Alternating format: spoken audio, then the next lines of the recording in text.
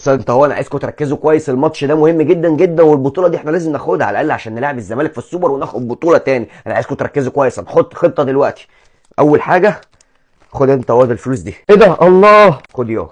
ايه ده؟ معقوله كده يا ريس؟ ربنا يخليك لينا، هتدونا مكافاه الفوز من قبل ما نلعب الماتش؟ لا يا حبيبي، مش مكافاه، دي الخطه. انا عايز كل واحد فيكم يكمر الفلوس دي في جيب الشورت، واول ما تنزلوا الملعب وتشوفوا لعيب من بيراميدز داخل عليكم تقوموا مطلعين الفلوس رامينها على الارض. لعيب بيراميدز هيجري على الفلوس، تقوم انت واخد الكره وتروح تجيب بيها جول. الو، بقول لك ايه، ابعت لي كل الناشئين تيجي تشجعني النهارده قدام الاهلي. هات لي الناشئين كلهم بالجهاز الفني بتاعهم. واقول لك على حاجه كمان، هات العيال بعائلاتها كلها، كل عائلات الناشئين تيجي. بقول لك ايه، الحاج سيد موجود؟ طب هات هو العيال وبعد شويه دعاوي جمهور الزمالك كلهم هيجوا يحضروا النهارده في المدرجات. قول الحق، خليك جريء.